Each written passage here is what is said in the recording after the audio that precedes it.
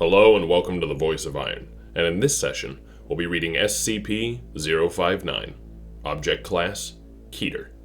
Special Containment Procedures. A single specimen of SCP-059 is kept at Site-11B inside a graded Z-laminate shielding box composed of depleted uranium, tantalum, tin, steel, copper, and aluminum.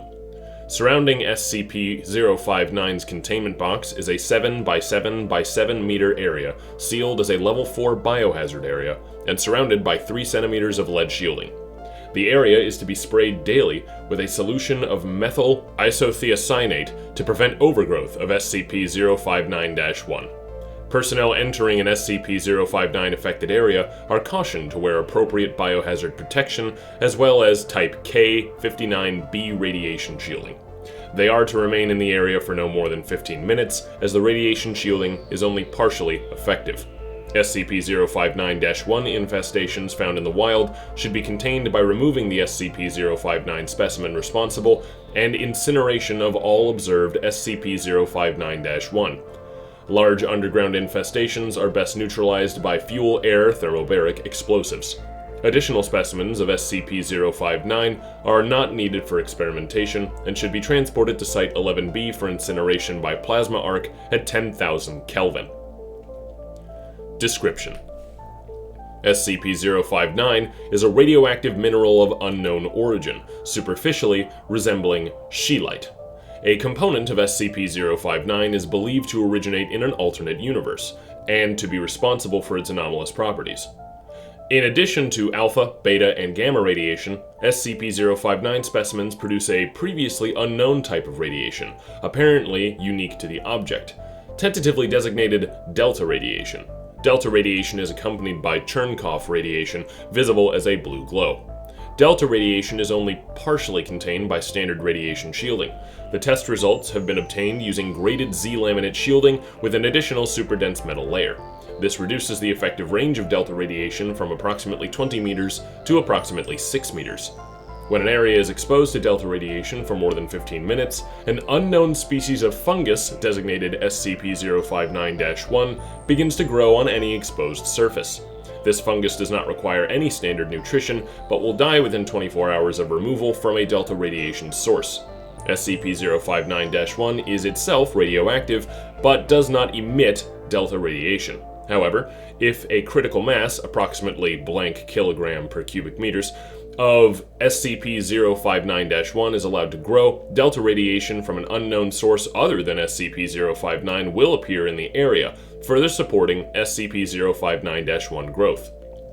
Interested readers may consult Dr. Blank for his theories of space-time stress and merger of alternate realities. Within 18 hours, the infected mass will become transparent and disappear, presumably into the universe that is the source of delta radiation. The process then continues with SCP-059-1 infecting new material.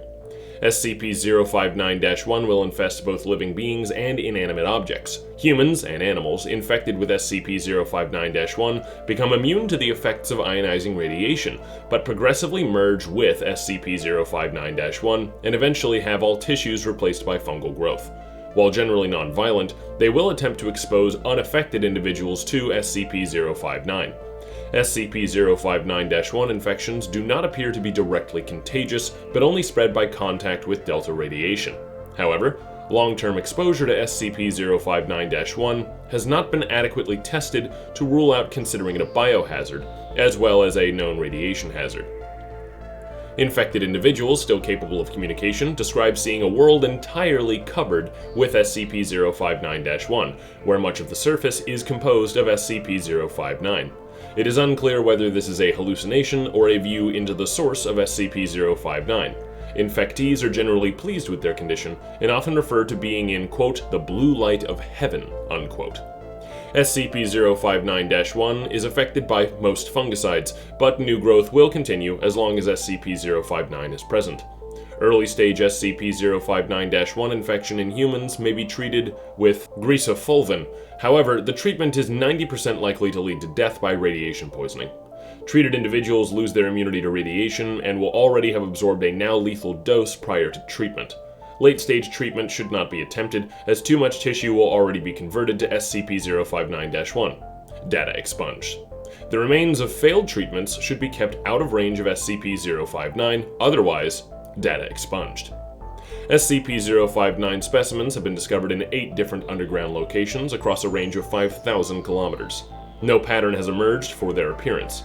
Specimens range from 1 to 10 kilograms in size and are not part of the normal rock formations in the areas where they have been found. Addendum.